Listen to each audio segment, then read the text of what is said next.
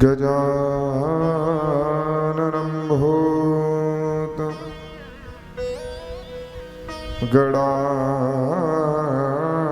गणाधिसेवितं कपित्थजम्बूफलचारुभक्षणम्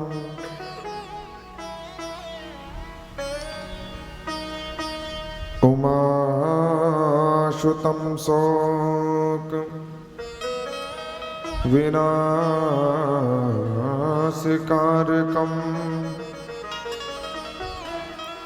नमामि विघ्नेश्वरपादपङ्कजम्।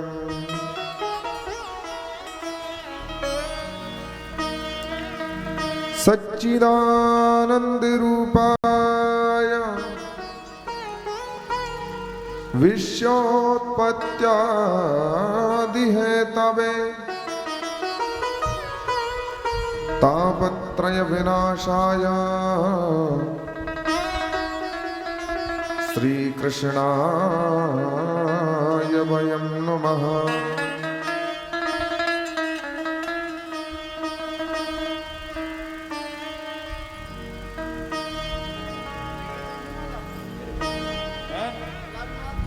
यं प्रव्रजन्तमनुपेदम् मपेतकृत्यम्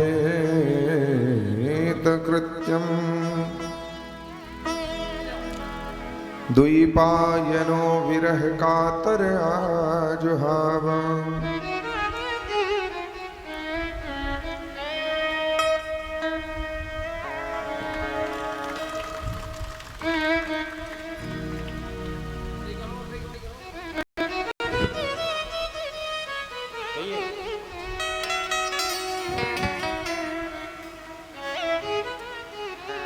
पुत्रेति तन्मयतया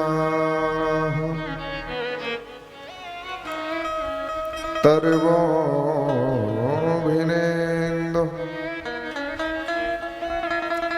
तं सर्वभूतहृदयं मुनिमानतोऽस्मि।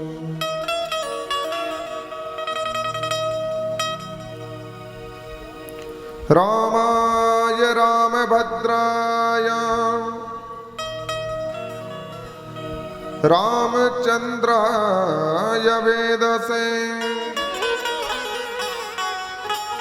रघुनाथाय नाथाय सीताया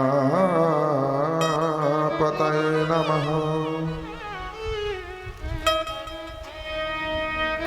अतुलित बलिधामम्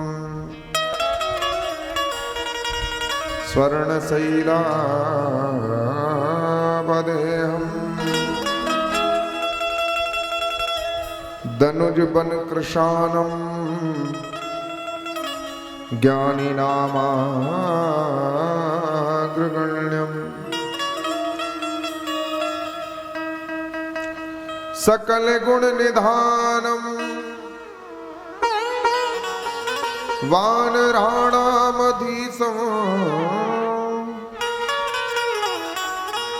रघुपति प्रिय भक्तम बात जातम नमामि। गुरुर्ब्रह्मा गुरुर्विष्णु गुरुर्देव महेश्वरा गुरुर्साक्षात् परब्रह्मा तस्मै श्री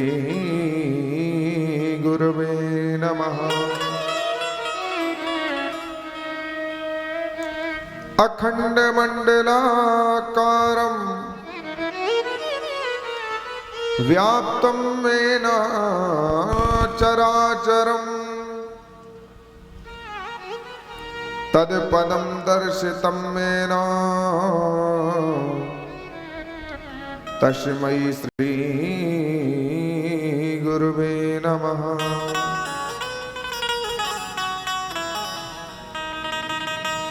वंशी विभूषित करान् नवनीरदाभ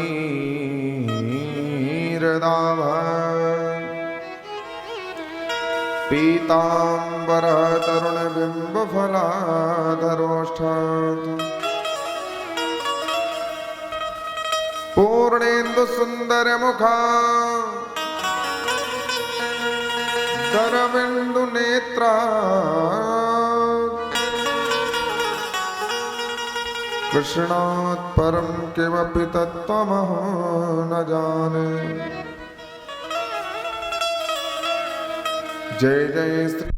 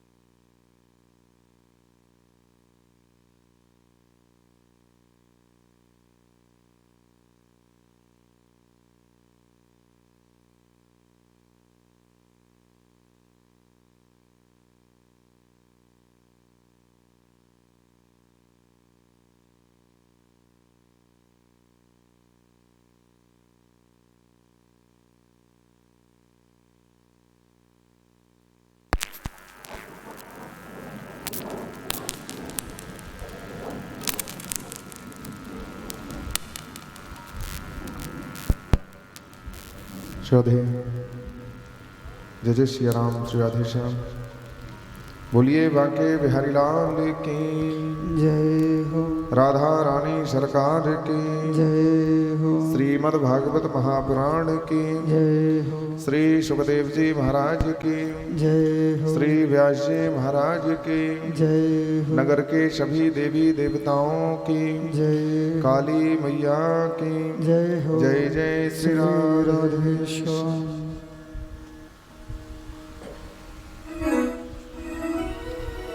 परम मंगलमय प्रातपर अखिलेश्वर करुणावरणालय भक्तमांशा तड़ितुति पीताम्बर वेशधारी श्री बालकृष्ण की वांग्मयी मूर्ति एवं श्रीमद् भागवत पांडाल में आई हुई हमारी स्नेहमयी वात्सल्यमयी माता एवं बहनें, भाईजन, बंधुजन, श्रोताजन, विद्वज्जन एवं संत समाज, सभी के हृदय में विराजमान श्री हरि को प्रणाम करते हुए आइए हम सब भागवत रूपी भागीरथी गंगा में प्रवेश होंगे। प्रवेश होने से पूर्व 2 मिनट का हरिनाम संकीर्तन, इसके बाद कथा प्रसंग की ओर चलेंगे। सभी लोग हरिनाम संकीर्तन में सहारा देंगे। ताली का वादन करते हुए सभी लोग भगवान का अभिनंदन करेंगे। बोलिए बांके बिहारी लाल की जय। श्री राधे राधे गोविंद, श्री राधे राधे गोविंद, गोविंद राधे। श्री राधे राधे गोविंद, गोविंद राधे। जय राधे राधे गोविंद, गोविंद राधे। जय राधे राधे गोविंद, गोविंद राधे। गोविंद राधे बोलो गोपाल राधे। गोविंद राधे बोलो गोपाल राधे। गोविंद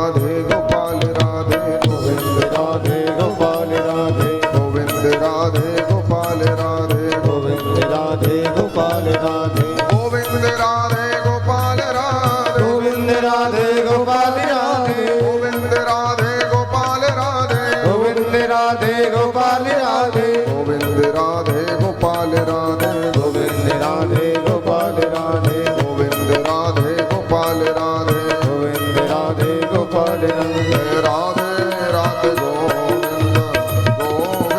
राधे जय राधे राधे गोविंद गोविंद राधे जय राधे राधे गोविंद गोविंद राधे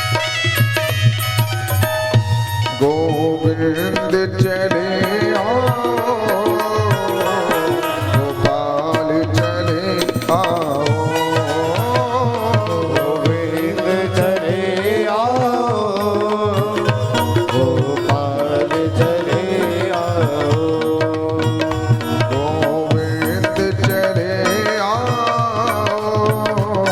गोपाल चले आओ गोविंद चले आओ गोपाल चले आओ हे मुरलीधर माधव हे मुरलीधर माधव हे मुरलीधर माधव हे मुरलीधर माधव हे मुरलीधर माधव गोविंद चले आओ गोविंद चले आओ गोपाल चले आओ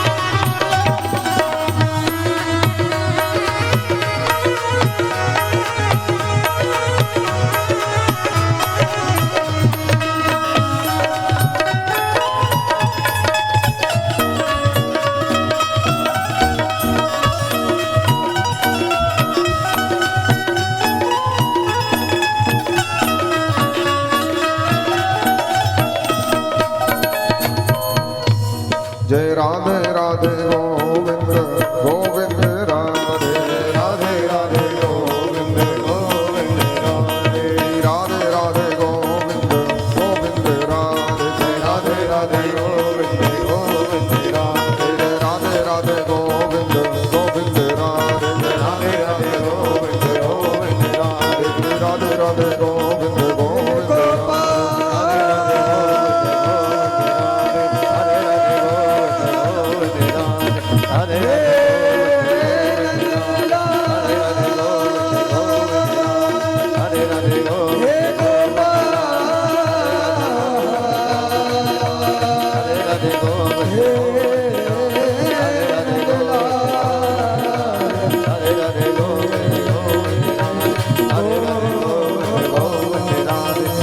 गोविंद बोलिए बाके बिहारी लाल की जय हो राधा रानी सरकार की जय हो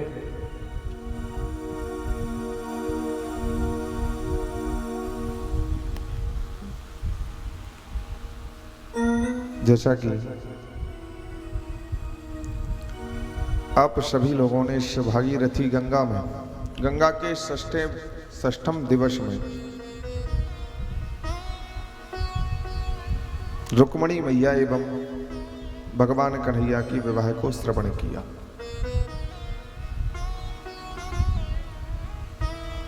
रुक्मणी मैया एवं भगवान श्री कृष्ण के विवाह का आनंद लिया। और देखिए भगवान कन्हैया के एक नहीं 16,108 विवाह हुए हैं। आइए आप लोगों को भगवान कन्हैया के आगे विवाह की ओर ले जाते हैं। देखिए विशेष बात, अभी 2-4 मिनट जिसको बात करना है अपना व्यवस्थित हो जाओ, बैठ जाओ, है ना, जितने लोग भी हो। और जोड़ा बना के नहीं बैठना है कि आप हमारे साथ रहोगे तो वार्ता करोगे, अलग अलग बैठ जाओ, क्योंकि कथा जैसे ही प्रारंभ हो रही है आप लोगों की वार्ता बंद हो जाएगी, बातें बंद हो जाएगी। वो आगे बैठ के आप लोग तो बिल्कुल करने ही नहीं, है ना, पीछे वाले अगर करते हैं नजर ना पड़े कोई बात नहीं। बोलिए वाके बिहारी लाल की जय। तो कल आप सभी लोगों ने भगवत जी के माध्यम से भगवान कन्हैया एवं रुक्मणी मैया के विवाह की कथा को श्रवण किया। भगवान कन्हैया अपने गृहस्थ जीवन में प्रवेश हुए तो भगवान के यहां एक सुंदर पुत्र का जन्म हुआ। कामस्तु वासुदेवांश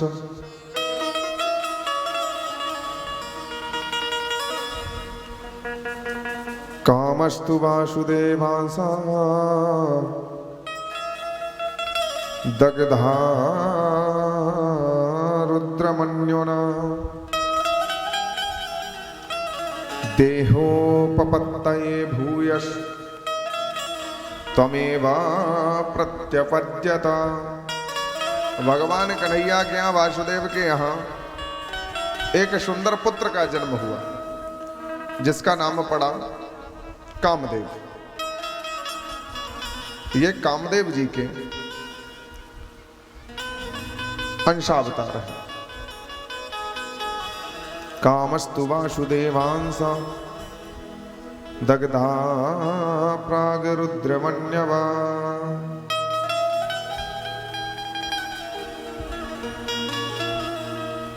भगवान कन्हैया रुक्मणी मैया के यहाँ जो पुत्र हुआ, नामकरण संस्कार इत्यादि कराया गया, नाम पड़ा प्रद्युम्न। और यही प्रद्युम्न जी महाराज कोई और नहीं, यही कामदेव जी महाराज का। भगवान कामदेव जी महाराज ये प्रद्युम्न जी के स्वरूप में क्यों, भगवान कन्हैया के पुत्र क्यों बने, इसका कारण क्या? तो कल भी आप लोगों को बताया था कि जब भगवान कन्हैया ने रास को रचाया है तो भगवान और कामदेव जी में ये शर्त थी कि हे भगवान, जो गोपियों के साथ एक साथ रास को रचाएगा, क्योंकि अभिमान था कामदेव जी महाराज को अपनी सुंदरता पर,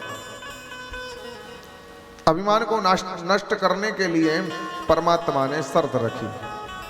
शर्त में रखा गया जो हारेगा जीतने वाले का पुत्र बन करके आएगा। कहा ठीक है। वही कामदेव जी महाराज आज भगवान कन्हैया के यहाँ पुत्र रूप में आए। एक समय की बात है,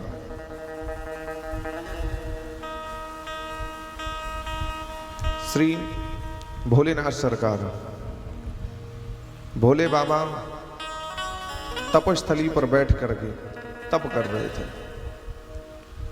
पूजा पाठ भजन पूजन में लगे हुए थे, समाधिस्थ थे। इतने में क्या हुआ, कामदेव जी महाराज भ्रमण करते वहीं से निकले चले जा रहे थे।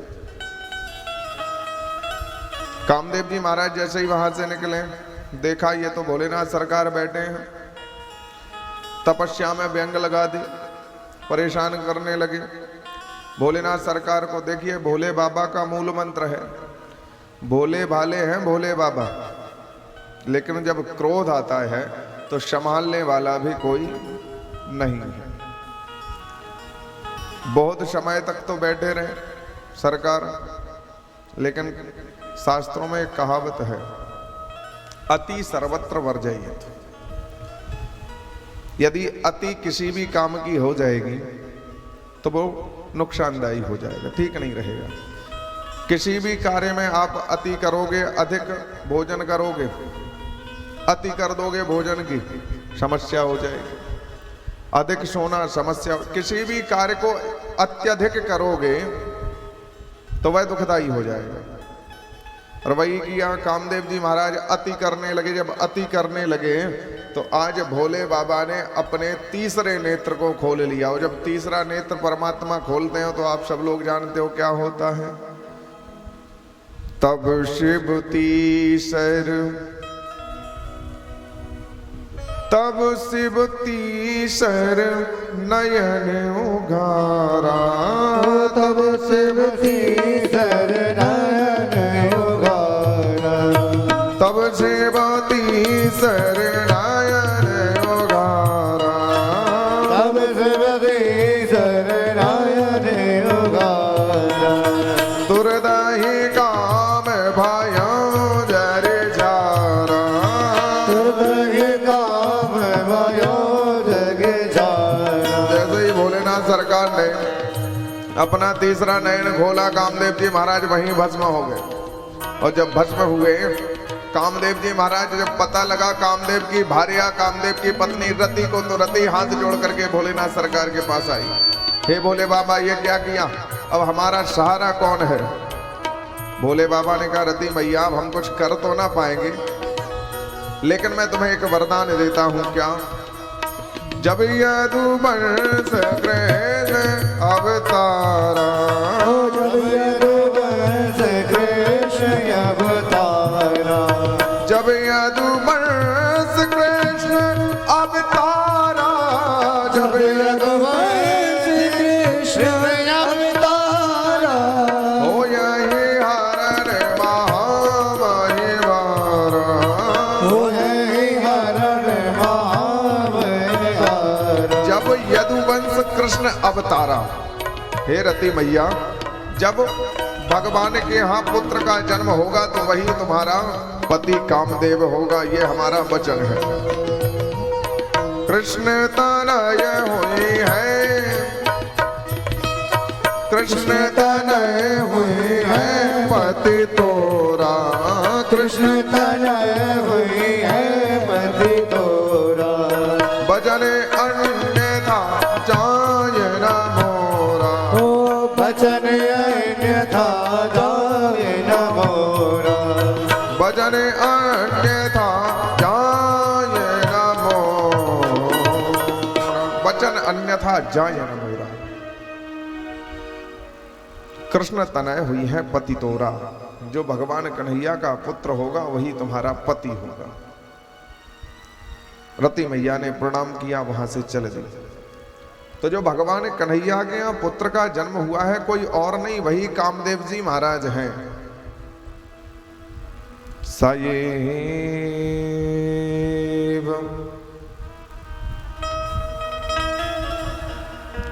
सएव जात वैदर्य कृष्ण वीर्या समुद्भवा, प्रद्युम्न इति विख्यात सर्वतो नवमापितु, सर्वतो नवमापितु।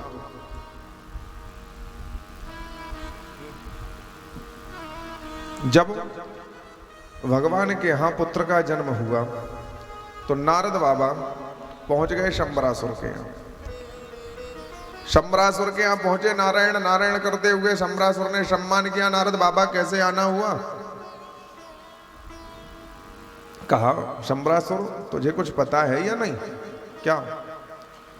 भगवान कन्हैया के यहाँ, वासुदेव के यहाँ पुत्र का जन्म हुआ है।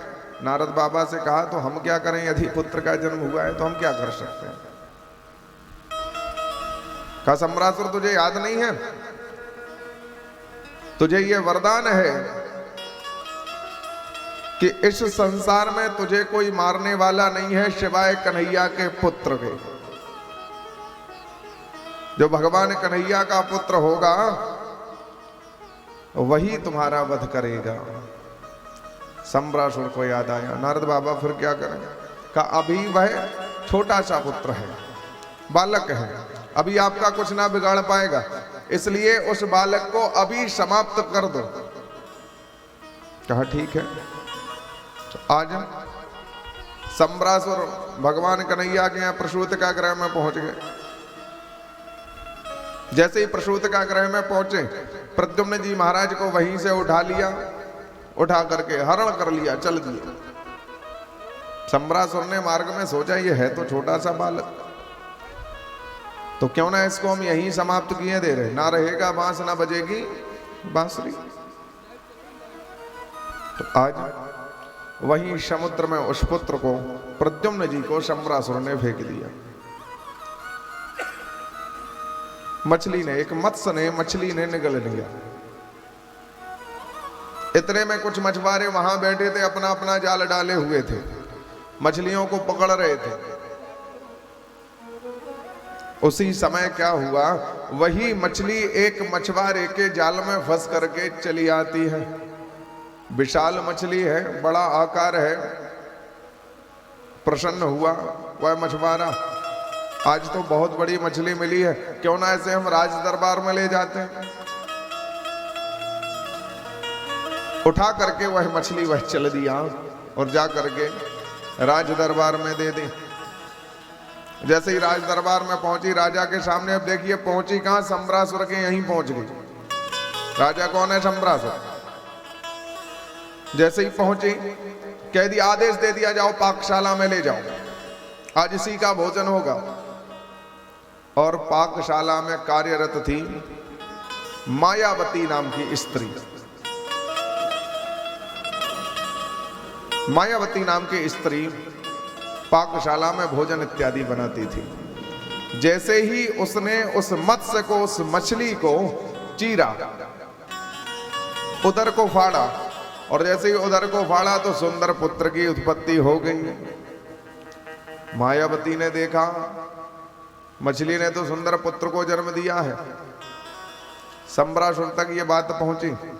सम्रासुर से हाथ जोड़ करके आज वह मायावती कहती है, प्रभु मेरी कोई संतान नहीं है, महाराज मेरे यहाँ कोई भी संतति नहीं है, यदि आपका आदेश हो तो इस पुत्र का पालन पोषण हम कर लेंगे। सम्रासुर ने कहा ठीक है, ले जाओ। अब तो वह मायावती मैया पालन पोषण करने लगी प्रद्युम्न जी महाराज का। और जैसे ही धीरे धीरे कुछ बड़े हुए प्रद्युम्न जी महाराज, नाति दीर्घेण कालेन, नाति दीर्घेण कालेन शाकाष्णी रौढ़ यौवेन, रौढ़ यौवेन। जैसे ही जवान हुए प्रद्युम्न जी महाराज, यहां नारद बाबा पहुंच गए मायावती के पास। हे मायावती, तुझे कुछ याद है कि नहीं? कहा क्या? भोले बाबा ने तुम्हें वरदान दिया था कि कृष्ण तनय हुई है पति तोरा, जिसका पालन पोषण कर रही हो, ये कोई और नहीं, यही भगवान श्री कृष्ण का पुत्र है, और ये तुम्हारा पति है कामदेव। जैसे ही मैया ने सुना ये हमारे पति परमेश्वर है, भाव बदल गया मैया का। पुत्रवत व्यवहार करते थे, पतिवत व्यवहार हो गया। और जैसे ही पतिवत व्यवहार हुआ तो प्रद्युम्न जी महाराज को रहा ना गया। मैया से पूछा, मैया ये बताओ कि हमारा आपका माता और पुत्र का रिश्ता है, फिर आप मुझसे पतिवत व्यवहार क्यों करते हो? तो रति मैया हाथ जोड़ करके खड़ी है प्रद्युम्न जी महाराज के सामने। हे महाराज, आप कोई और नहीं हो, मैं कोई और नहीं हूं। भवान नारायण सुता, भवान इत्युक्ते आप, भवान नारायण सुता, आप नारायण के सुत पुत्र हो। संबरेणा हृतो गृहात, और प्रभु हमारा परिचय पूछना चाहते हो तो अहम तेधिकृता पत्नी, हम आपकी पत्नी हैं प्रभु। रति कामो भवान प्रभु, अहम तेधिकृता पत्नी रति, और कामो भवान प्रभु, मैं रति हूं और आप कामदेव जी महाराज हैं। तो हमारा और आपका ये 7 जन्मों का रिश्ता है। समझ गए सारी बात को। तो आज प्रद्युम्न जी महाराज ने शंबरासुर को युद्ध के लिए ललकार दिया। युद्ध प्रारंभ हुआ। शंबरासुर का वध करके प्रद्युम्न जी महाराज द्वारका पहुंच गए। जैसे ही द्वारका पहुंचे, नारद बाबा ने भेंट कराई, परिचय दिया, तो सभी बड़े प्रसन्न हुए। आगे चलकर गए। भगवान का दूसरा विवाह सत्यभामा के साथ में हुआ। सत्यभामा के विवाह में भगवान कन्हैया को श्यमंतक मणि की चोरी भी लगाई गई। प्रश्न कर दिया, सत्राजिता स्वतनयाम कृष्णाय कृतकिल्बिषाः श्यमंतकेन मणिना स्वयं उद्यम्य दत्यवान्। उद्यम्य दत्यवान्, पहले भगवान को श्यमंतक मणि की चोरी लगाई, फिर अपनी ही कन्या का विवाह कर दिया। कहा किसने कर दिया? सत्राजित ने। परीक्षित जी महाराज प्रश्न करते हैं कि महाराज सत्राजिता किम करोद ब्रह्मण कृष्णस्य किल्बिषम्। सत्राजित का ऐसा कौन सा अपराध किया भगवान कन्हैया ने जिससे भगवान को श्यमंतक मणि की चोरी लगाई? शुकाचार्य जी महाराज कहते, श्री सुखदेव जी महाराज कहते हैं, राजन आसीत सत्राजिता सूर्यो भक्तस्य परमा सखा प्रीत तस्मै मणिं प्रादात सूर्यस्तुष्टा श्यमंतकम्। कहा आसी सत्राजिता सूर्यो।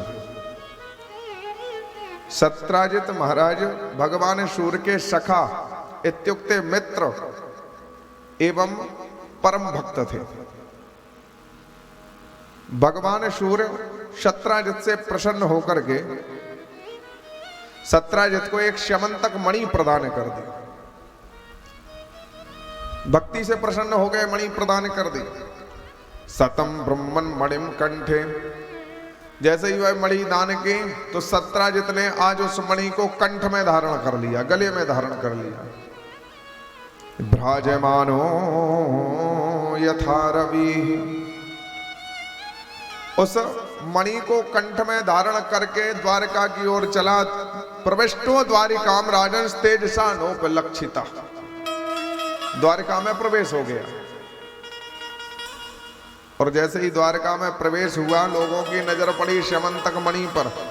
अच्छा, श्यमंतक मणि कोई साधारण वस्तु नहीं है। श्यमंतक मणि से लाभ क्या है? श्यमंतक मणि का यह काम है कि एक दिन में 8 भार सोना प्रदान करती है श्यमंतक मणि। 8 भार समझते हो प्रधान जी? 1 कुंटल 60 किलो नित्य प्रतिदिन सोना प्रदान करती थी वह श्यमंतक मणि। और वही मणि सत्राजित को दान कर दी भगवान सूर्य ने। अब उस मणि पर तो सबकी नजर चढ़ गई। ये मणि यदि हमें मिल जाए तो एक दिन में ही। सत्राजित उस मणि को लिए हैं। उसी समय क्या हुआ, सत्राजित अपने घर में था और याचक, याच इत्युक्ते मांगने वाला, संस्कृत में याचक मांगने वाले को कहते हैं। सयाचते मणिम क्वापि यदि राजा यशोरिणा। आज एक याचक पहुंचा सत्राजित के पास से। सत्राजित महाराज, आप ये मणि राज दरबार में क्यों नहीं दे देते हो? और यदि राज दरबार में दे दोगे तो इससे जो भी प्राप्त होगा तो प्रजा का भला होगा, खजाने में जमा करा दो। सत्राजित ने सोचा कि इसे भगवान कन्हैया ने भेजा है कि मणि हमें दे दो, हमें प्रदान कर दो। सत्राजित ने कहा, ये बताओ कि भगवान सूर्य की भक्ति की मैंने, सखा है हम, और श्यमंतक मणि मिलने पर हम भगवान को वह श्यमंतक मणि क्यों दे दें? हम नहीं देंगे, मना कर दिया। याचक वहां से चला आया। अब एक समय की बात है, तमेकदा मणिम कंठे, एक समय की बात है, तमेकदा मणिम कंठे प्रतिमुच्च महाप्रभम प्रसेनो हयमारुह्य मृगयाम व्यचरेत मने। एक बार की बात है, सत्राजित का भाई है प्रसेन। प्रसेन ने उस मणि को गले में धारण किया और वन की ओर शिकार के लिए चल दिया। एक दिन हो गए, 2 दिन हो गए, जब वह प्रसेन लौट करके नहीं आया तो सत्राजित को चिंता हुई। अच्छा आप ये बताओ कि आपके यहां किसी के पास श्यमंतक मणि हो, मान लो यदि श्यमंतक मणि हो और कोई याचक आ जाए मांगने वाला कि भैया प्रधान जी ने श्यमंतक मणि मंगाई है, और यदि वह श्यमंतक मणि ना दे और दूसरे ही दिन उसकी वह मणि चोरी हो जाए, तो ये बताओ कि सबसे पहले लोग कहां जाएंगे पूछने? प्रधान जी ने मंगाई थी। तो हमें लगता है कि 4-6 लोगों को भेज करके गोविंदाय नमो नमः हो गया। आज वही हुआ, जब प्रसेन लौट करके नहीं आया तो सत्राजित ने सोचा कि भगवान कन्हैया ने हमारे भाई प्रसेन का वध करा दिया और श्यमंतक मणि भी छीन ली। धीरे धीरे वह बात फैलने लगी, करने करने जपन जना, कानों कानों वह बात जैसे ही चली तो भगवान के पास भी पहुंच गई। भगवान ने सोचा कि उस मणि को हमने अभी देखा तक नहीं है और हमारे ऊपर ये कलंक लग गया कि हमने मणि की चोरी की है। भ्राता ममेति तच्छ्रुत्वा करणे करणे जपंजना। जब भगवान ने सुना तो कलंक मान करके खोजने के लिए निकल पड़े परमात्मा, निकल पड़े भगवान। और इसका दोष भी है, यदि आप लोग जानते हो तो आपके क्षेत्र में यहां तो हमने सुना है कि पत्थर चौथ के नाम से जानी जाती है ये गणेश चतुर्थी। भादों के शुक्ल पक्ष के चतुर्थी तिथि में यदि हम सब रात्रि में चंद्रमा को देख लेते हैं तो कलंक लगता है, और उस कलंक को मिटाने के लिए श्रीमद् भागवत महापुराण की इस कथा को सुना जाता है। भगवान कन्हैया खोजने के लिए गए तो देखा एक पैर डला हुआ दिखाई दिया, समझ गए कि ये प्रसेन का ही पैर है, और निश्चित ही किसी सिंह ने, किसी शेर ने प्रसेन को अपना भोजन बना लिया है। परंतु मणि कहां गई होगी? भगवान थोड़े आगे और बढ़े और जैसे ही आगे चले तो एक गुफा दिखाई दी। उस गुफा में परमात्मा प्रवेश हुए और सैनिकों से कह दिया कि आप सब यहीं रुक जाओ, यदि मैं 7 दिन के अंदर गुफा से बाहर नहीं आया तो आप लोग लौट जाना द्वारका। मैं लौट करके नहीं आऊंगा जब तक श्यमंतक मणि की खोज ना कर लो। कहा ठीक है। जैसे ही भगवान कन्हैया उस गुफा में प्रवेश हुए तो क्या देखा? एक कन्या जिसका नाम है जाम्बती। जाम्बती नाम की कन्या उस मणि को लिए है और खेल रही थी। उस कन्या का स्वरूप कैसा है? रीछ प्रजाति से है। भालू आप लोगों ने देखा होगा, भालू के सारे बदन पर, सारे शरीर पर बाल ही बाल रहते हैं। रीछ प्रजाति की है वह कन्या जाम्बती। भगवान ने जैसे ही देखा उस जाम्बती को, जाम्बती ने कभी मनुष्यों को देखा नहीं था तो घबरा गई, ये कौन है? भाग करके अपने पिता जामवंत जी के पास पहुंच गए। पिताजी पिताजी देखिए कौन आया है। और जामवंत जी ने जैसे ही देखा तो क्रोध में आकर के जामवंत जी सीधा युद्ध करने लगे। और देखिए जामवंत जी का और भगवान का युद्ध 2 4 6 दिन नहीं चला, पूरे 28 दिनों तक युद्ध चला। भगवान और जामवंत जी में युद्ध चल रहा है, संग्राम युद्ध। उसी समय क्या हुआ, जब 28 दिन पूरे हो गए तो जामवंत जी महाराज हाथ जोड़ करके खड़े हो गए। प्रभु अभी तक मैंने आपको पहचाना नहीं था, लेकिन अब मैं पहचान गया। तुम ही विस्त्र से जाम सृष्टा सृज्याना पियच्च सत। प्रभु आप ही तो परमात्मा है हमारे श्री रामचंद्र जी महाराज। प्रभु मैं आपका सेवक जामवंत। भगवान ने आशीर्वाद दिया, शमंतक मणि को हाथ में दे दिया परमात्मा के। प्रभु ये आपकी शमंतक मणि, और एक हमारा निवेदन और स्वीकार करो। कहा क्या? अपनी कन्या जामवती का हाथ भगवान के हाथ में रख दिया। भगवान ने जामवती का हाथ पकड़ा, चले आए द्वारका। अब देखिए द्वारका में पहुंचे परमात्मा, तो रुक्मणी मैया के पास जैसे ही पहुंचे तो आज जामवती जी को द्वारका में प्रवेश नहीं कराया, बाहर ही खड़ा कर दिया और पहुंच गए रुक्मणी मैया के पास। हे रुक्मणी, हे देवी, हमने दूसरा विवाह रचा लिया है। रुक्मणी मैया को क्रोध आया कि आपने दूसरा विवाह क्यों रचा लिया, कारण क्या है इसका? तो भगवान ने कहा रुक्मणी हमने इसलिए रचाया है कि वह जामवती नाम की कन्या आपसे भी सुंदर है।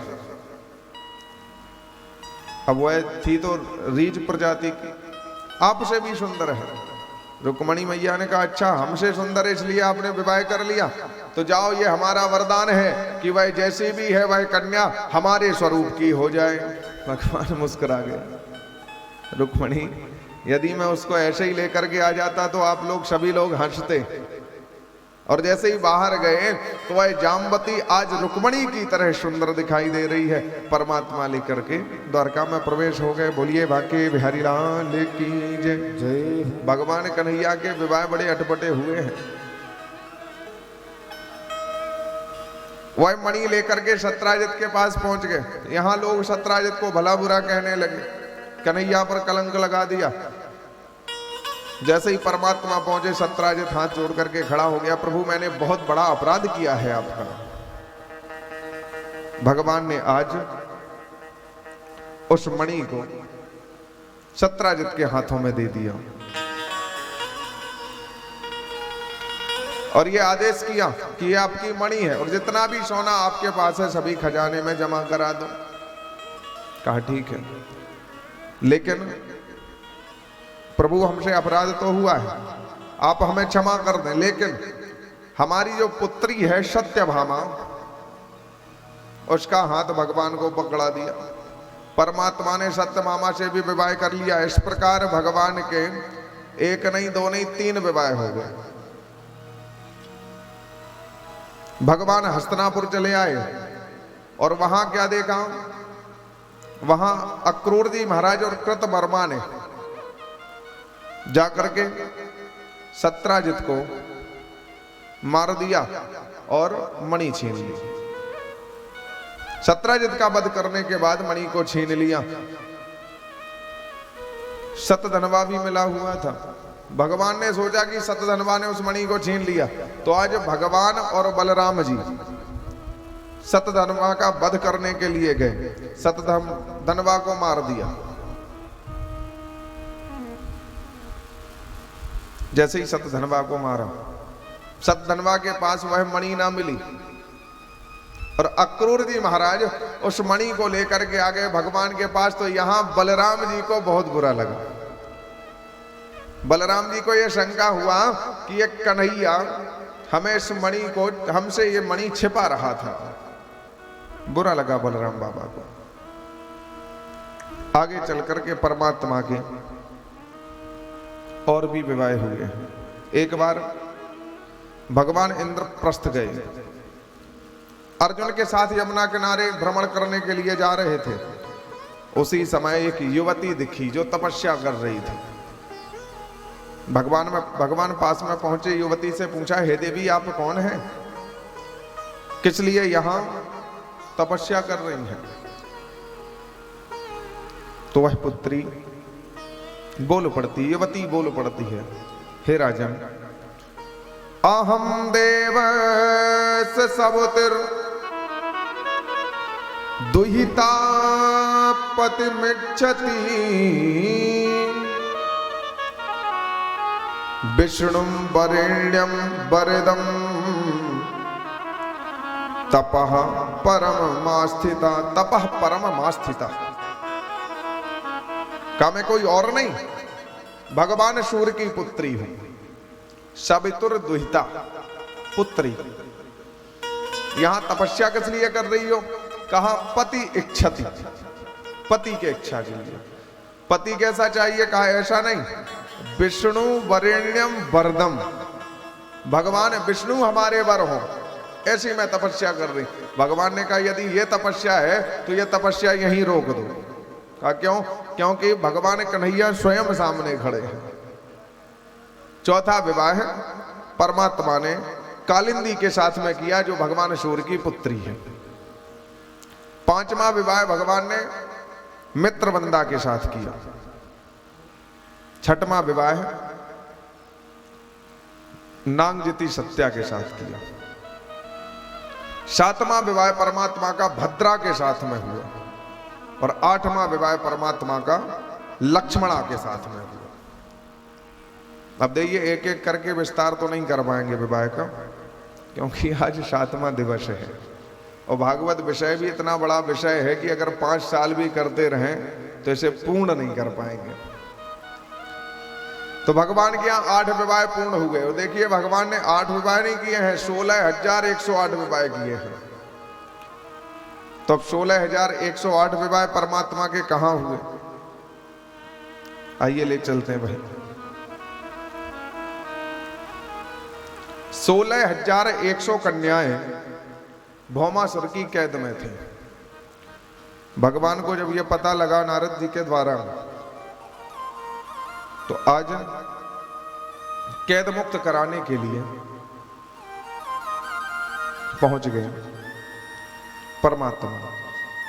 और ये भौमासुर है कौन?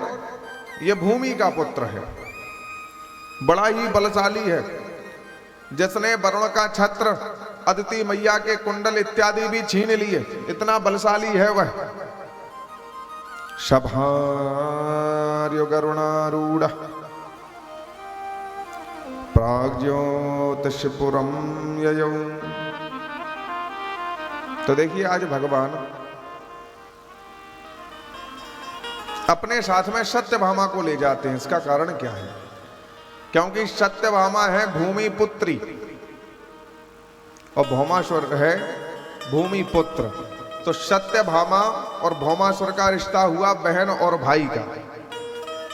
भगवान का और भौमासुर का रिश्ता हुआ शाले बहनोई का।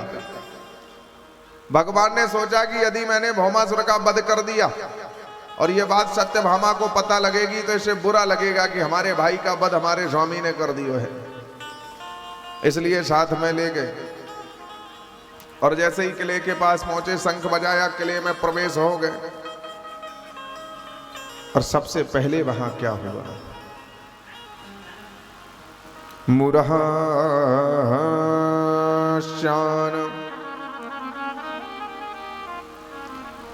मुरहश्यान उत्तस्थौ दैत्या पंच सिराजलात। दैत्या पंच सिराजलात। सबसे पहले मुर नाम का दैत्य आया, मुरह नाम का दैत्य आया, जो नरकासुर का सेनापति है, 5 सिर का है। तो भगवान ने आज उस मुर नाम के दैत्य का वध कर दिया। और जब मुर नाम के दैत्य का वध किया भगवान ने, तो यहां भगवान का नाम पड़ा मुरारी। बोलिए मुरारी भगवान की जय।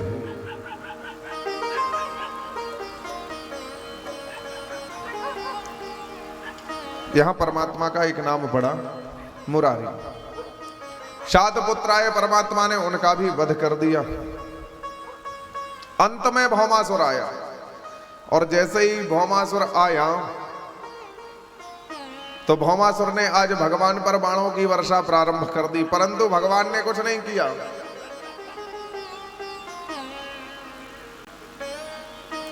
बोलिए बांके बिहारी लाल की जय। भैया ये बारात यहां से, कल हो गई बारात परमात्मा की, अब यहां से ले जाइए। जब तक आप लोग ये बारात ले जाओ तब तक भगवान का भजन करते हैं। बोलिए बांके बिहारी लाल की जय। हो मेरे सरकार का, मेरे सरकार का दीदार बड़ा प्यारा है, मेरे सरकार का दीदार बड़ा प्यारा है। गोविंद बड़ा प्यारा, गोपाल बड़ा प्यारा, गोविंद बड़ा प्यारा, गोपाल बड़ा प्यारा, गोविंद बड़ा प्यारा, गोपाल बड़ा प्यारा, गोविंद बड़ा प्यारा, गोपाल बड़ा प्यारा। मेरे सरकार का दीदार बड़ा प्यारा है, मेरे सरकार का दीदार बड़ा प्यारा है। गोविंद बड़ा प्यारा, गोपाल बड़ा प्यारा, गोविंद बड़ा प्यारा, गोपाल बड़ा प्यारा है। जय हो।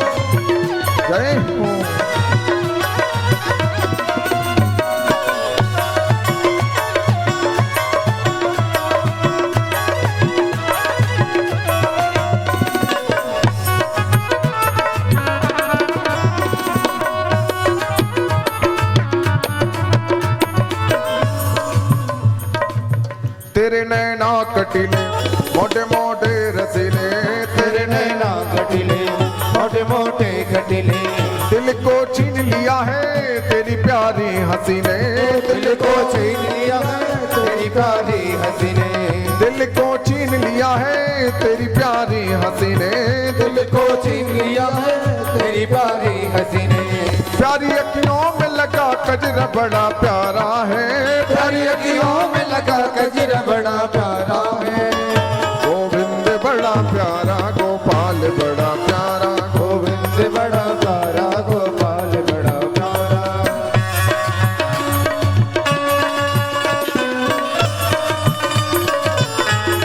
जय हो।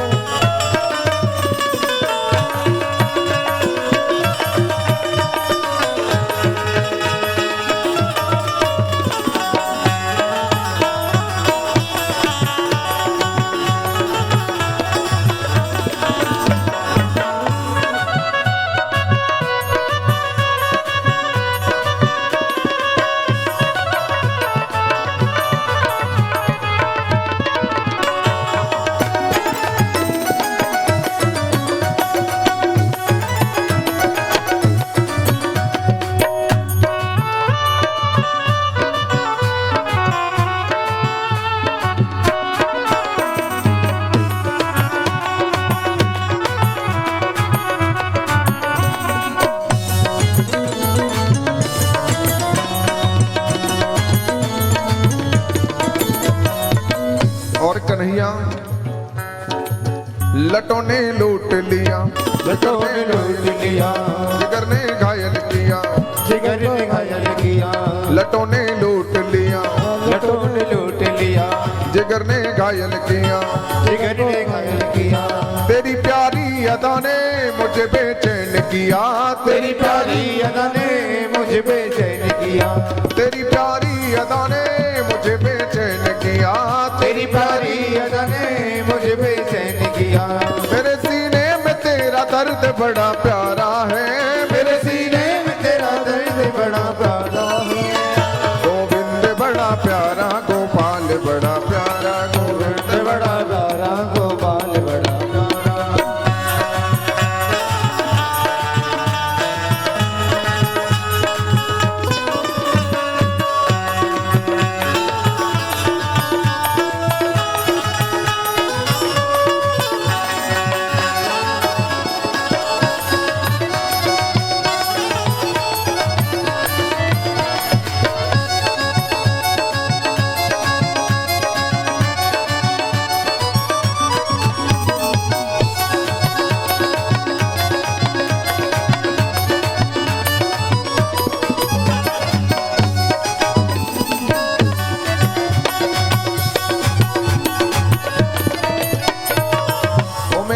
श्याम पिया, मेरे श्याम पिया, तेरे बिन तड़प जिया, तेरे बिन तड़प दिया।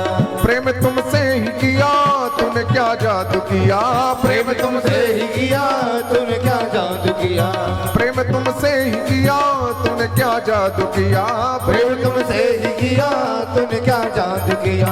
मेरे सीने में धड़के अंग बदन सारा है, मेरे सीने में तेरा अंग बदन सारा है।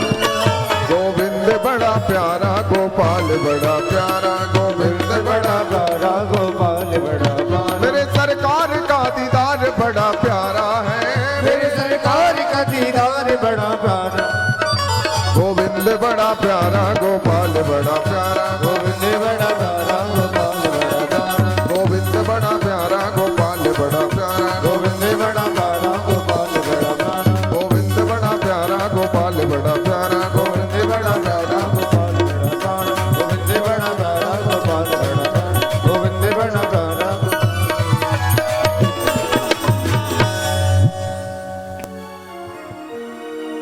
बोलिए बाके बिहारी लाल की जय। आज भगवान कन्हैया ने जैसे ही भौमासुर ने बाणों की वर्षा प्रारंभ की, भगवान ने कुछ नहीं कहा, लेकिन सत्यभामा मैया को यह अच्छा ना लगा।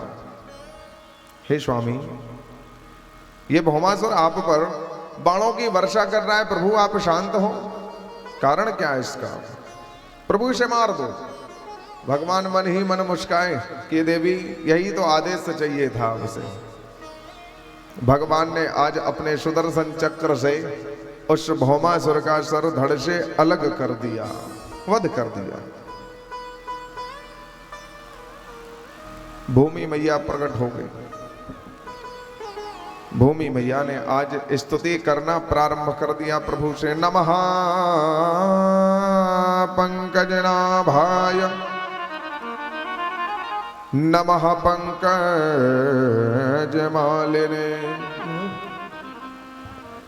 नमः पंकजनेत्राय,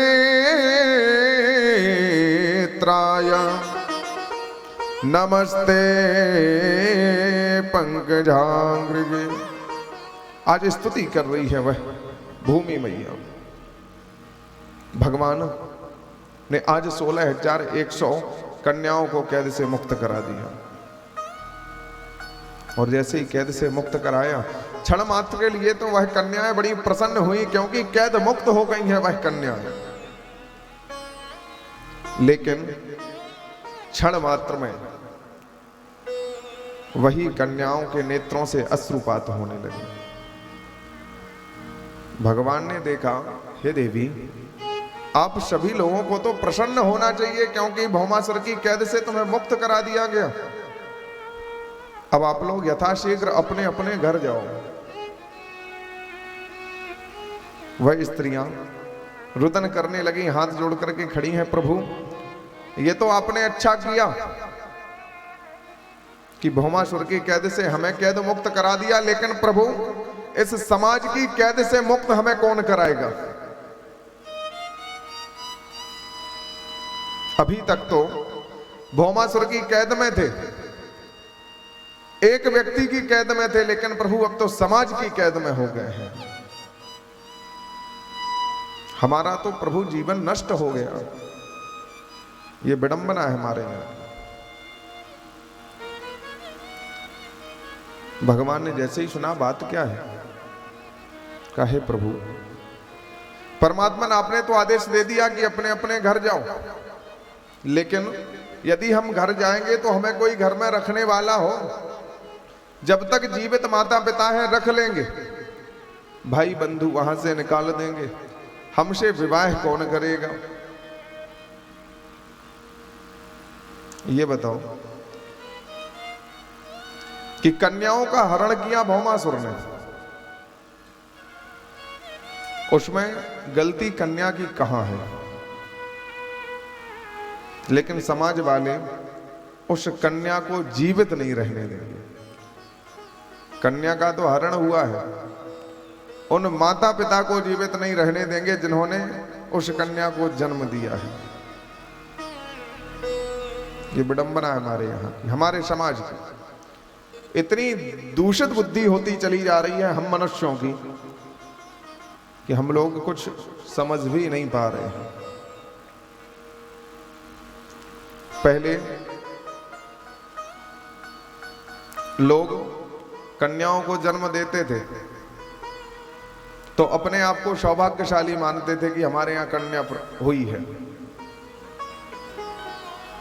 और यदि अब कन्या किसी के यहाँ हो जाए तो बड़े दुखित मन से कहता है, महाराज एक पुत्र दे देता परमात्मा तो ठीक रहता, कन्या दे दी।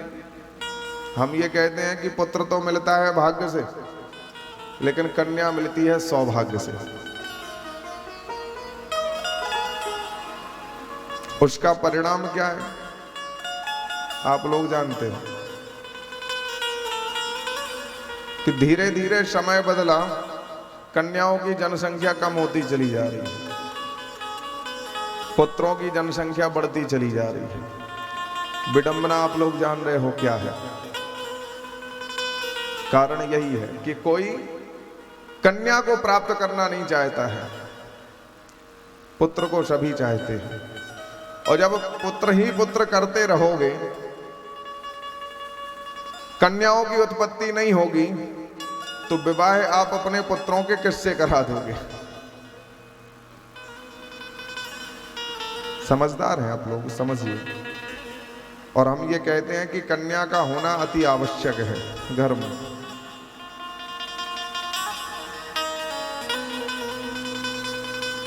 वही समस्याएं होती चली जा रही। और एक समस्या और भी है कि हम सबकी बुद्धि इतनी दूषित होती चली जा रही है कि लोग अपने यहाँ कन्या का जन्म देख नहीं सकते हैं।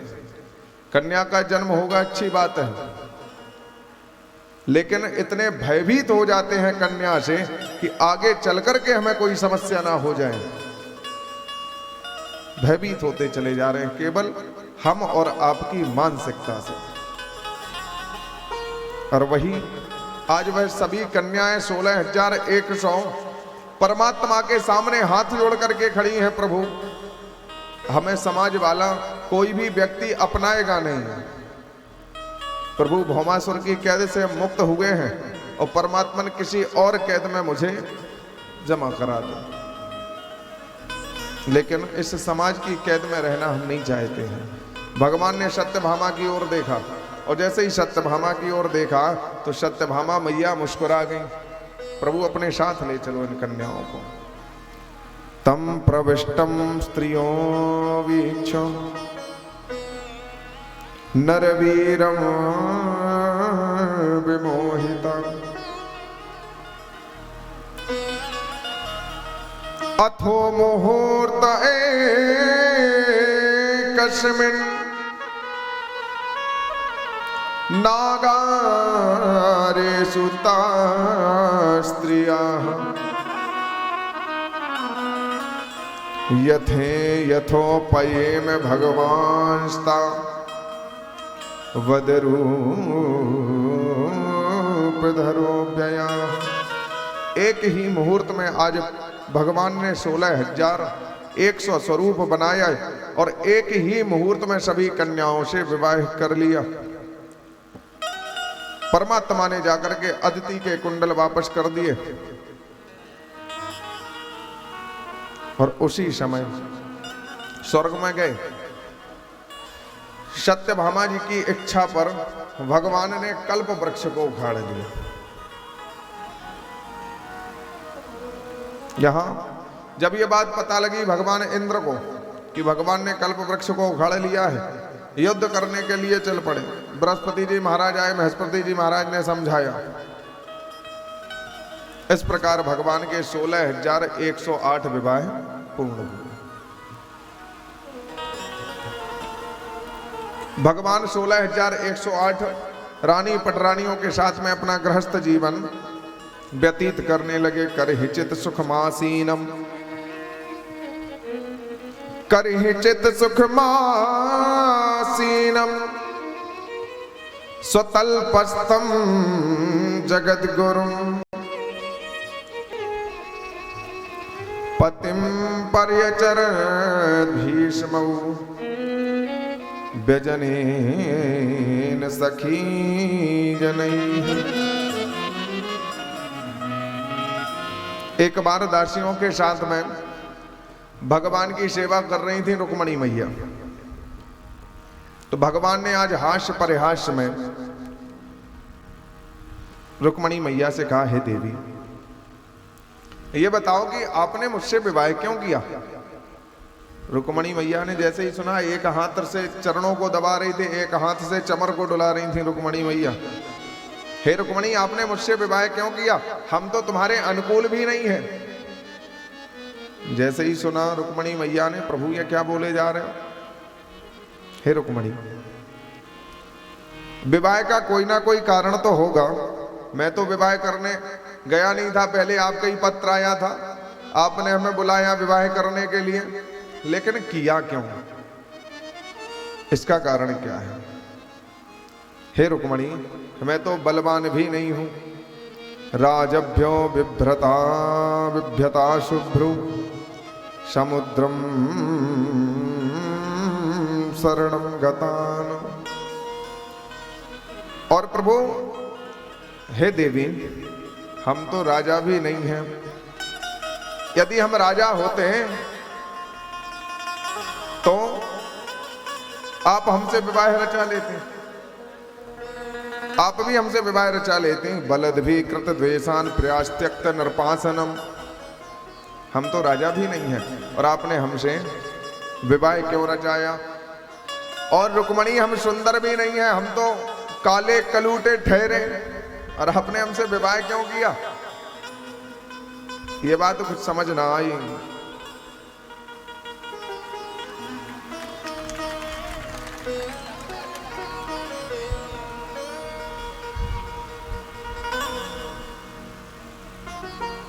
तो इस प्रकार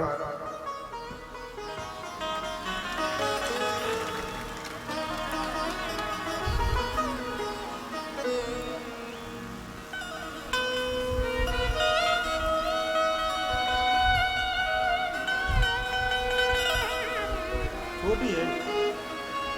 तो इस प्रकार आज मैया से प्रश्न करते हैं श्री ठाकुर जी महाराज, काम तो सुंदर भी नहीं है रुक्मणी, फिर भी आपने मुझसे विवाह रचाया। और जब कन्या के लिए माता पिता घर देखने के लिए जाते हैं, ढूंढने के लिए जाते हैं, तो सबसे पहले क्या देखते हैं? उसका कुल और खानदान।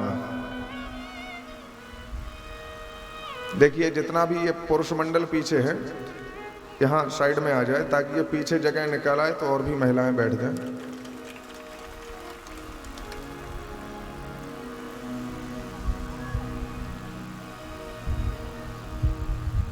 तो सबसे पहले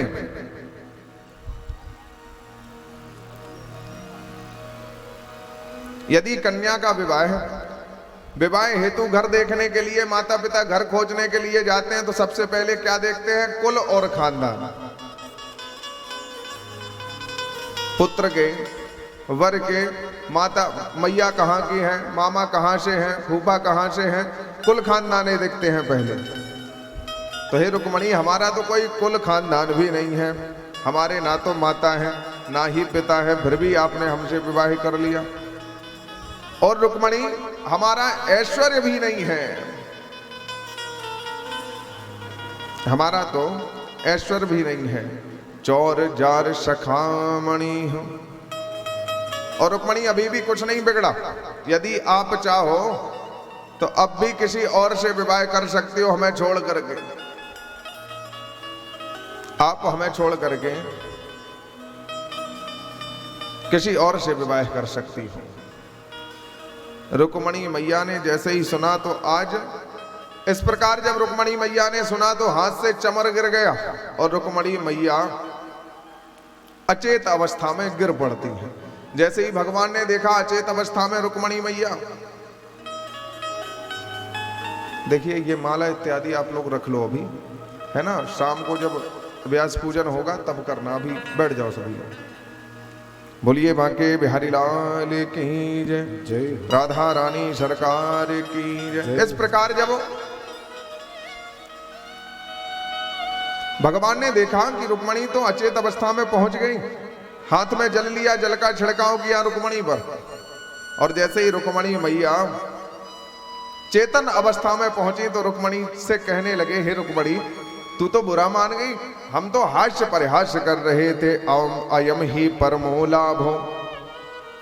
हे रुक्मणी हम गृहस्थ जीवन में ये परम लाभ है, अयम ही परमो लाभो गृहेषु गृह मेधि नाम यन्नैर्मीनीयते आमा प्रियया भीरुभामुनि।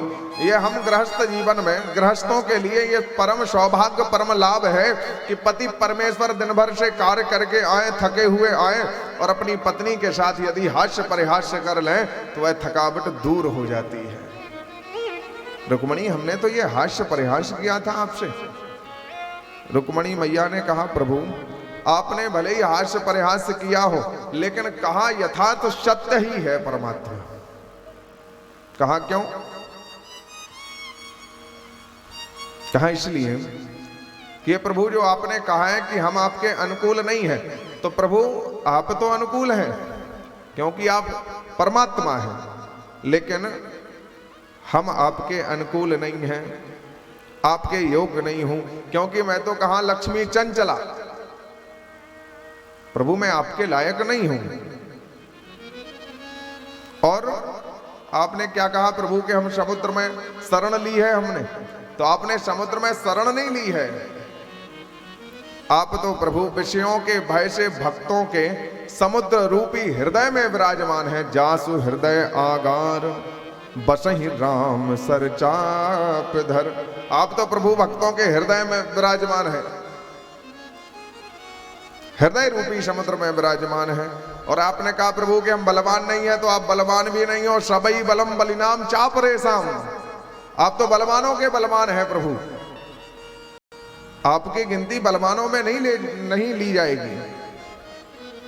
और प्रभु क्या कहा कि हम सुंदर भी नहीं है, काले हैं, कलूटे हैं, तो प्रभु आप सुंदर नहीं हो, सुंदर की उपाधि कोई दे ही नहीं सकता है, आप तो भुवन सुंदर हैं। जहां कामदेव जी महाराज आपसे शर्त हार जाएं, तो प्रभु आपसे सुंदर कौन होगा, भुवन सुंदर है प्रभु आप। और प्रभु आपने ये एक बात और भी कही कि हमारा कुल खानदान नहीं है, माता पिता नहीं है, तो ये भी सत्य है।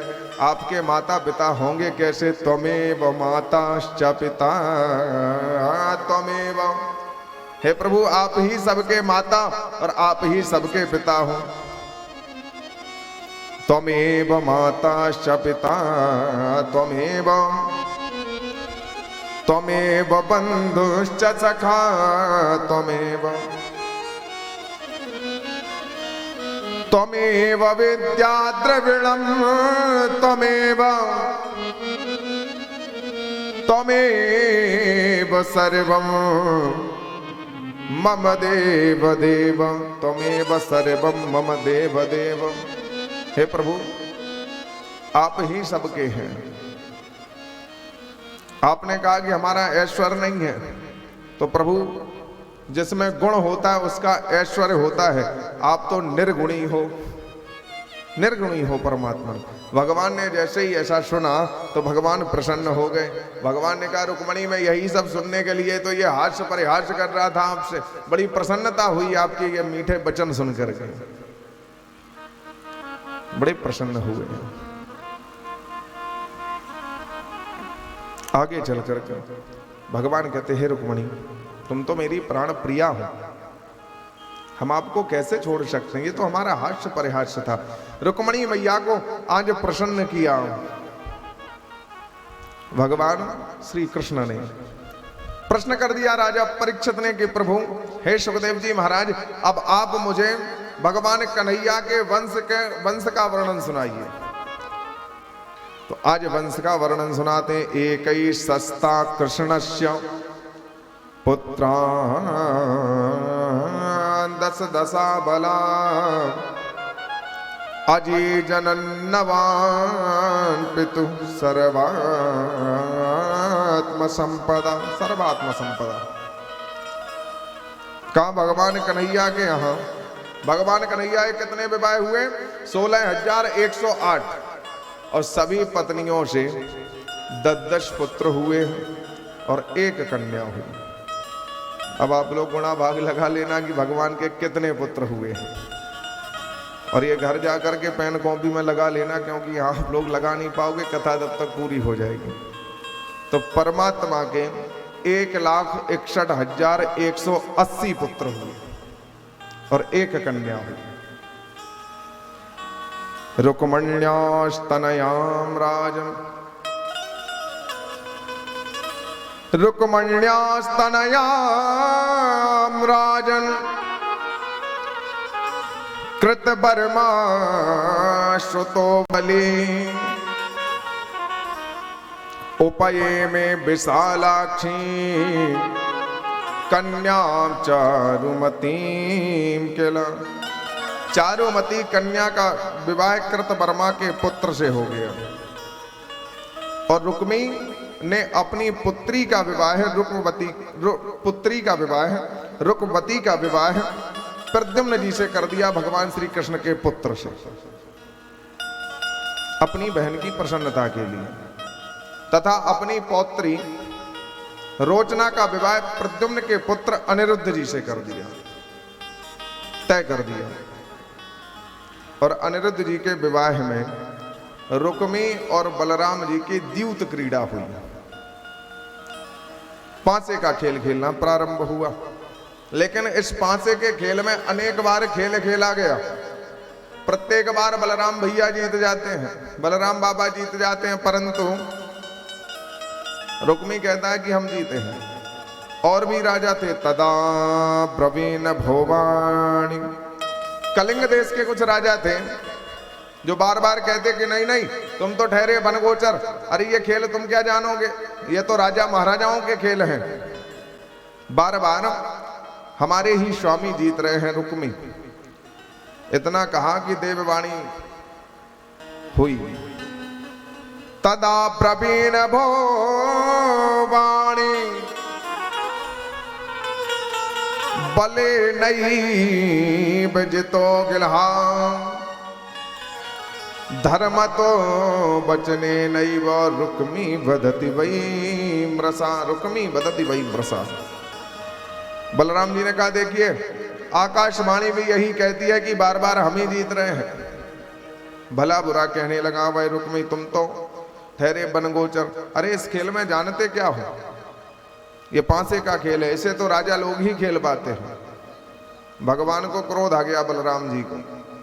आज अपने हल और मूसल से रुक्मी का वध कर दिया, गोविंदाय नमो नमः हो गया। अब ये रुक्मी है कौन, भगवान कन्हैया के साले, रुक्मणी का भाई।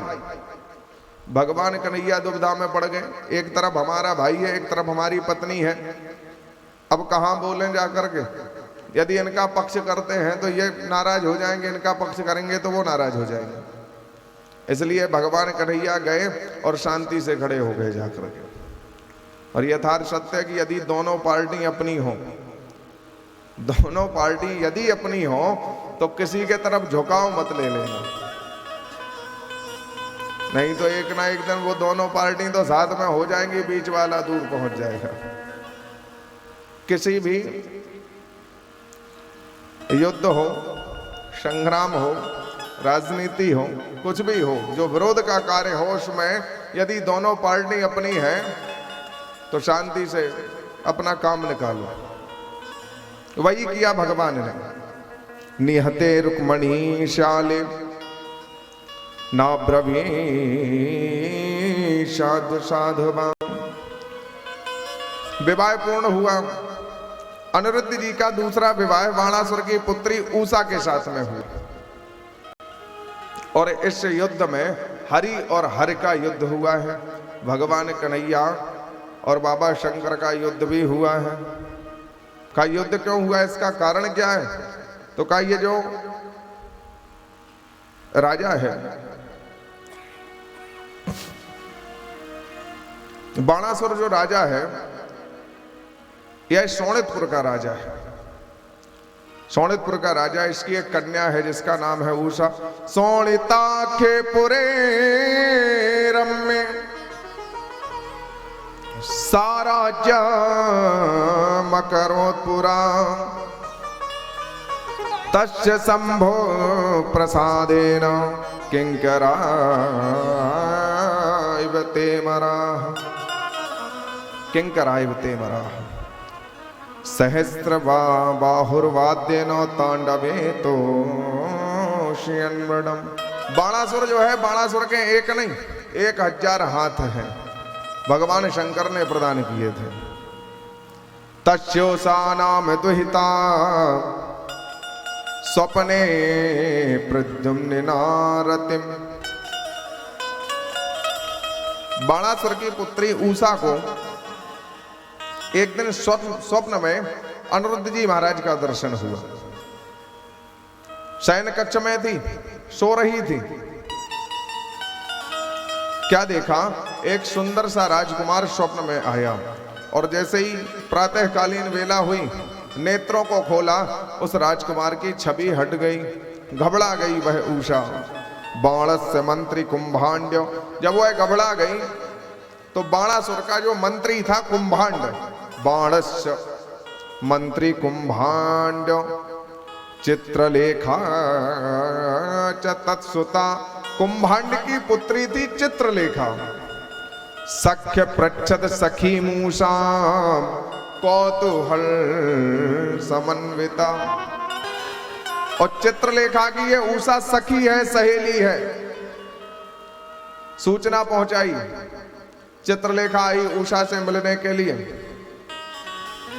तो उषा आज चित्रलेखा से कहती है, चित्रलेखा दृष्टा कश्चिन नरा स्वप्ने। आज हमारे स्वप्न में श्यामा कमल लोचना, आज हमारे स्वप्न में श्यामा कमल लोचना, श्याम वर्ण का कमल के समान जिसके नेत्र हैं, पतिवासा बृहदवा हुर्योषिता हृदयंगवा। बड़ा सुंदर है वह राजकुमार। हे मैया, हे सखी, आज हमने निर्लज्जता को त्याग करके उसको अपना पति स्वरूप मान लिया है, पति मान लिया है। इसलिए चित्रलेखा यथाशीघ्र उसकी खोज करो। चित्रलेखा मायावी है, माया के द्वारा उसने चित्रों को बनाना प्रारंभ कर दिया। क्या देख लेना कौन था। और जैसे ही चित्रों का बनाना प्रारंभ किया तो सबसे पहले देवताओं का चित्र बना दिया, गंधर्वों का चित्र बनाया, सिद्धों का चित्र बनाया, दैत्यों का चित्र बनाया, विद्याधरों का चित्र बनाया। बाद में मनुष्यों के चित्र को बनाने लगती है, वंशियों मनुष्य वंशियों के चित्रों को बनाने लगती है। प्रारंभ किया व्यलिखित राम कृष्णौच, व्यलिखित राम कृष्णौच। सबसे पहले बलराम बाबा के चित्र को बनाया, कृष्ण के चित्र को बनाया। च प्रद्युम्नम बीच लक्ष्यता, प्रद्युम्न जी महाराज का चित्र बनाया। चित्रलेखा बस आप वहीं पहुंच गई हो। अनिरुद्धम बिलखत वीक्षो वांगमुखी क्रिया। और जैसे ही अनिरुद्ध जी महाराज का चित्र आया, हाथ को पकड़ लिया चित्रलेखा के। उषा कहती है चित्रलेखा यही है वह राजकुमार। समझ गई कि ये कोई और नहीं, पौत्रम कृष्णस्य योगिनी, भगवान कन्हैया का पौत्र है, ये नाती है। जान गई वह मायावती थी चित्रलेखा। तत्र सुप्तम पर्यंके, सोते हुए पुत्र का हरण कर लिया उस चित्रलेखा ने। लेकर के आई, जैसे ही नेत्र खुले अनिरुद्ध जी महाराज के, तो उषा के प्रकोष्ठ में नेत्रों को खोला तो उषा मैया सामने दिखाई दे रही है। वार्ता होने लगी, नेत्र से नेत्र जुड़े, प्रीत जागृत हो गई। अब तो वहीं रुक गए अनिरुद्ध जी महाराज। धीरे धीरे कुछ समय बीता, सैनिक प्रकोष्ठ से निकल रहे थे और उसी समय पुरुष की आवाज सुनाई दी। जाकर के बाणासुर से कहा, प्रभु आपकी पुत्री के प्रकोष्ठ में किसी पुरुष की आवाज आ रही है। और जैसे ही सुना भाग पड़े। उषा के प्रकोष्ठ की ओर विचेष्टित लक्ष्यामा कन्या या कुलदूषणा। अरे ये तो कन्या कलंकित करने वाली है। नाराज हो गया वह बाणासुर। बाणासुर आया, देखा कि उनकी कन्या के कक्ष में पुरुष पासे का खेल खेल रहा है, तभी उन्हें मारने के लिए दौड़ा। युद्ध प्रारंभ हुआ। अनिरुद्ध जी ने युद्ध तो किया और सेना को मार भगाया, तभी बाणासुर ने नाग पांच में बांध लिया अनिरुद्ध जी महाराज को, बंध गए। 4 महीने व्यतीत हो गए। नारद जी पहुंच गए द्वारका। हे भगवान, आपको कुछ पता है कि नहीं? कहा नहीं, हमें तो कुछ पता नहीं है। आपका जो पौत्र है, नाती है अनिरुद्ध, उसका पता है कहां है? अब भगवान के इतने पुत्र हैं कि भगवान को पता ही नहीं है कौन कहां है। सारा वृतांत बताया। बाणासुर की कैद में है आपके नाती अनिरुद्ध जी महाराज। भगवान को जैसे ही पता चला, भगवान भाग पड़े और पहुंच गए बाणासुर के यहां सीधे। चढ़ाई कर दी, और जैसे ही चढ़ाई की तो बाणासुर के महल के बाहर बैठे थे कौन? शानंद मानंद बने बसंतम आनंद कंदम व्रत पाप वृंदम वाराणसी नाथ मनाथ नाथम श्री विश्वनाथम शरणम प्रपद्ये। श्री विश्वनाथम शरणम प्रपद्ये। कौन है? भोलेनाथ सरकार बैठे हैं द्वार पर। और जैसे ही दर्शन किया ठाकुर जी का, प्रभु आपका कैसे आगमन हुआ? भगवान ने कहा हमारा तो ठीक है, आप द्वारपाल बने क्यों बैठे हो, इसका कारण क्या है? भोले बाबा ने कहा प्रभु अब ना पूछो हमसे। कहा क्या? कहा इसने हमारी तपस्या की, और तपस्या की तो हमने इसको 1000 हाथ दे दिए, और साथ में इसका द्वारपाल भी बनना पड़ा। क्यों? क्योंकि ये हमने इसे वरदान दे दिया है कि तुम्हारी रक्षा हम करेंगे। तो भगवान ने कहा आप इनकी रक्षा करो और हम इसका वध करने आए हैं, इसे मारने आए हैं। भोले बाबा ने कहा यदि इसको मारना चाहते हो तो पहले आपको हमसे युद्ध करना होगा। भगवान ने कहा हम आपसे डरते थोड़ी हैं, युद्ध के लिए तैयार हो जाओ। भोले बाबा और आज ठाकुर जी युद्ध के लिए तैयार हुए। युद्ध प्रारंभ हो गया, और जैसे ही युद्ध प्रारंभ हुआ भगवान ने सबसे पहले नारायण अस्त्र का प्रयोग कर दिया। निवारण के लिए भोले बाबा ने पशुपतास्त्र छोड़ दिया। काफी समय हो गया युद्ध चलते चलते, तो आज परमात्मा ने जम्रणास्त्र का प्रयोग किया, जिससे भोले बाबा को नींद सताने लगी। और जैसे ही नींद सताने लगी, परमात्मा आज प्रकोष्ठ में, महल में प्रवेश हो जाते हैं। बाणासुर को पकड़ लिया। युद्ध प्रारंभ हो गया, और जैसे ही युद्ध प्रारंभ हुआ तो उसकी माता है, बाणासुर की माता है कोटरा। कोटरा ने सोचा कि अब तो हमारा पुत्र का वध होने ही वाला है, तो आज निर्वस्त्र होकर के परमात्मा के सामने से वह कोटरा निकल पड़ती है। तन माता कोटरा नाम नग्ना मुक्त सुरोरुहा पुरोवतस्थे कृष्णस्य पुत्र प्राण निरक्षया। पुत्र के प्राणों के लिए नग्न अवस्था में निकल पड़ी। भगवान ने अपना मुखमंडल तिरछा कर लिया, और जैसे ही तिरछा किया बाणासुर वहां से भाग गया। भगवान पीछे पीछे, बाणासुर आगे आगे, और भोले बाबा भी भागते चले जा रहे हैं। यहां शंकर भगवान से पुनः युद्ध प्रारंभ हो गया। भोले बाबा ने माहेश्वर जर को छोड़ दिया, परमात्मा ने वैष्णव जर छोड़ दिया। वैष्णव जर को छोड़ा तो माहेश्वर जर ने आज स्तुति करना प्रारंभ कर लिया। नमामि त्वांत शक्तिम परेशम सर्वात्मानं केवलम ज्ञाप्ति मात्रम विश्वोत्पत्ति स्थान संरोध हेतुम यदत् ब्रह्म ब्रह्मालिंगम प्रशंतम। स्तुति करना प्रारंभ कर दिया। आज भगवान ने कहा है 3 सिर वाले ज्वर, मैं तुम पर प्रसन्न हूं, हमारे ज्वर से तुम्हारा भय दूर है, चिंता ना करें। पुनः बाणासुर से युद्ध करने लगे परमात्मा। युद्ध करना प्रारंभ किया तो भगवान ने सबसे पहले बाणासुर के हाथों को काटना प्रारंभ किया। और जैसे ही हाथों को काटना प्रारंभ किया तो भगवान ने 996 हाथ बाणासुर के काट दिए, चतुर्भुजी बना दिया। इतने में तो भोलेनाथ सरकार हाथ जोड़ करके खड़े हो गए, प्रभु अब से छोड़ दो, मैंने इसे वचन दिया है। प्रभु हमारा कार्य है इसकी रक्षा करना, प्रभु इसलिए इसे आप छोड़ दो। भगवान ने कहा हम तो वैसे ही इसे ना मारेंगे क्योंकि ये हमारा भक्त है। मुझे इसे मारना नहीं है, ना ही मैं इसे मारूंगा, क्योंकि मैंने प्रहलाद को ये वचन दिया था, वरदान दिया था कि प्रहलाद वरो दत्तो न वद्यो में तमान बया, कि आपके 21 पीढ़ी तर गई हैं। अब तो इसे मैंने अपना चतुर्भुज बना लिया है, पार्षद बना लिया है, चिंता ना करें। इस प्रकार आज बाणासुर से कहा कि जाओ अपनी पुत्री उषा और हमारे पौत्र अनिरुद्ध का विवाह करा दो। विवाह करा दिया। समय समय पर भगवान अपने वंशजों को धर्मोपदेश करते रहते हैं। देखिए विशेष बात, आज हमारे समक्ष आपके ही क्षेत्र के पचीपुरी से आए हुए, चूंकि नाम तो नहीं जानते हैं लेकिन संत स्वभाव से हैं, हम उनका हृदय से अभिनंदन करते हैं। उन्होंने हमें बहुत समय दिया है, नित्य प्रतिदिन समय से पहले आकर के कथा को श्रवण किया है। और इन्होंने ऐसी कथा नहीं सुनी है, जैसे राजा परीक्षित ने कथा को श्रवण किया है वैसे ही आपने भी कथा को श्रवण किया है।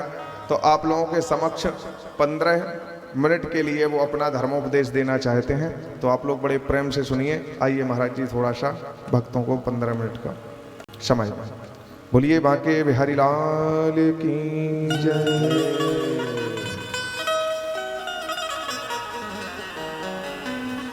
माइक स्टैंड लगा दो।